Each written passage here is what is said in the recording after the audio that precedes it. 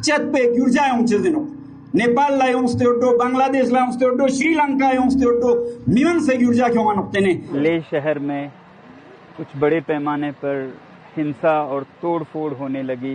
तरह का जेन ज़ी रेवोल्यूशन जो कि उनको सड़कों पे लाया। लद्दाख एक ऐसी जगह है जहां पर हिंसा की आग भड़क चुकी है और पूरे के पूरे जो के सड़कों पर आ चुके हैं और सब लोग लद्दाख में अभी प्रोटेस्ट कर रहे हैं।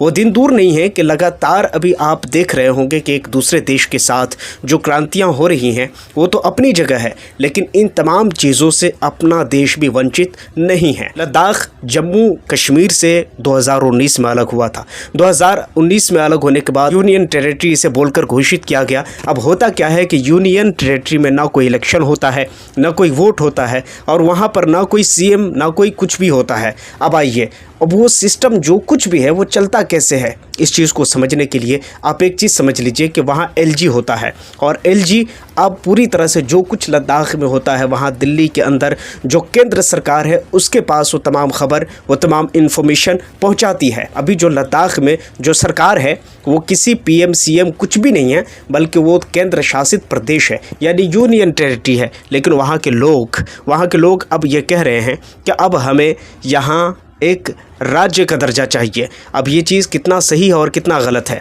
मगर याद रहे कि जो हिंसा हुआ है, जो प्रदर्शन हुआ है, उस प्रदर्शन में सीआरपीएफ के कई सारे लोग भी घायल हैं। सीआरपीएफ को मजबूरन वहाँ कुछ कार्रवाइयाँ ऐसी करनी पड़ी जिनकी वजह से कई लोग घायल बताए जा रहे हैं। हाँ, मृत्यु की अभी कोई ऐसी पुष्टि नहीं की गई है, मगर याद रहे ऐसा जब भी होता है तो कहीं ना कहीं ये सारी चीज़ें देश को और देश के लोगों पर बहुत बड़ा इफ़ेक्ट डालता है। अब अगर बात करें लद्दाख के लेह के लोगों की, तो वहाँ पर बीजेपी के कार्यालय को भी फूंक दिया गया, बीजेपी के ऑफिस को भी फूंक दिया गया, तोड़ दिया गया। अब ये तमाम चीज़ें कहाँ तक सही है, कहाँ तक गलत है, नीचे कमेंट सेक्शन में आप ज़रूर बताइएगा। मगर याद रहे, जनता का हक और हित सरकार की भलाई है। जनता सरकार बनाती है, सरकार जनता नहीं बनाती है। दूसरी बात, भारत की बात करें तो भारत एक धर्मनिरपेक्ष, एक कॉन्स्टिट्यूशन मदर ऑफ डेमोक्रेसी वाला देश है, जिस देश में आपको हक और अधिकार दिया जाता है कि आप अपने देश के अंदर सरकार को बदल सकते हैं। अगर वो सरकार अगर आपको पसंद नहीं है तो फिर ये कहने का कोई मतलब नहीं बनता है कि सरकार अगर हमारी किसी बात को लेकर अगर नहीं सुन रही है तो आपके हाथ में तो पहले ही संविधान ने हक दे दिया है। मगर अफसोस के साथ ये कहना पड़ रहा है, कई ऐसे राज्य हैं जहां पर कुछ ऐसी शराब की बोतलों पर बिकने वाले लोग जब बिक जाएंगे तो फिर उसे हक और हित की बात कैसे की जाएगी। आइए दूसरी तरफ नेपाल की तरह, नेपाल के तर्ज पर एक जेनजीज प्रोटेस्ट की तरह फिलीपाइंस में भी प्रोटेस्ट होने शुरू हो गए हैं। जब बाढ़ के नाम पर घोटाले होंगे तो फिर क्या होगा? जब जनता का हक और हित खाया जाएगा तो क्या होगा? जब जनता के साथ नाइंसाफ़ी होगी तो फिर उसे रोड पर तो उतरना पड़ता है। जब जनता के साथ अगर कुछ ऐसी गलत एक्टिविटीज़ होती है तो फिर वहाँ जनता को सड़कों पर आना पड़ता है।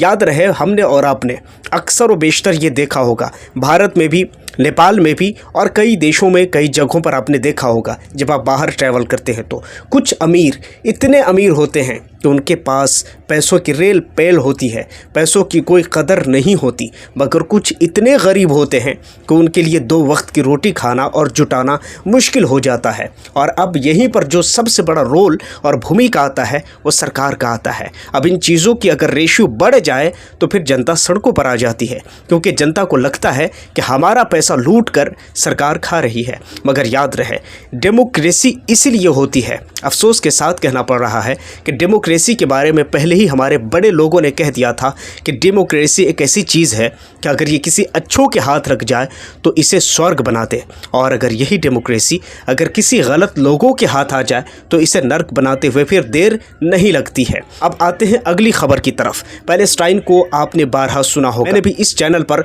बहुत बार पैलेस्टाइन को लेकर के बात किया है। पैलेस्टाइन एक ऐसी ज़मीन बन चुकी है जहाँ पर 2 चीज़ें तो आपको ख़ास कर देखने को मिलेगी। एक तो वो चीज़, वहाँ आपने सुना होगा कि इज़राइल ऐसा करता है, इज़राइल ये कर रहा है, इज़राइल वो कर रहा है। मगर याद रहे, इस ज़माने में लोग अपनों में इतना ज़्यादा व्यस्त हो चुके हैं कि दुनिया की किसी को कोई परवाह नहीं है। हकीकत यह है कि मेरे ही जुमले हैं, मेरे ही शब्द हैं। मैंने ही कुछ दिनों पहले कहा था, अगर मुसलमान अगर चाह ले तो फ़लस्तीन को आज़ाद करना उनके लिए बड़ी बात नहीं है। मगर सच तो ये है कि खुद पैलेस्टाइन के कई बड़े नेता हैं जो खुद ये नहीं चाहते हैं कि गज़ा आज़ाद हो। और मैं ये बहुत बड़ा दावा कर रहा हूँ और इस दावे के ऊपर मेरे पास दलील है, एविडेंस है, सब कुछ मौजूद है। मैं वो तमाम चीज़ें आपको दिखाने को तैयार हूँ। अगर आप चाहते हैं नीचे कमेंट करें तो मैं इन तमाम चीज़ों पर एक ज़रूर डेडिकेटेड वीडियो बना दूँगा। वजह ये है, आपने हमेशा एक चीज़ सुना होगा कि गज़ा में ये हुआ, गज़ा में वो हुआ, लेकिन कभी आपने सुना कि पैलेस्टाइन में हुआ? क्यों? क्योंकि वहाँ हमास है और ये हमास उसके ख़िलाफ़ विद्रोह कर रहे हैं। लेकिन पैलेस्टाइन की सरकार इज़राइल के मातहत है। आप पैलेस्टाइन की महमूद अब्बास जो कि वहाँ प्राइम मिनिस्टर है, अगर उसको देखेंगे तो आपको ये पता चलेगा कि वो पूरे के पूरे वही चीज़, रूल रेगुलेशन को फॉलो करते हैं जो इज़राइल उसे देता और कहता है।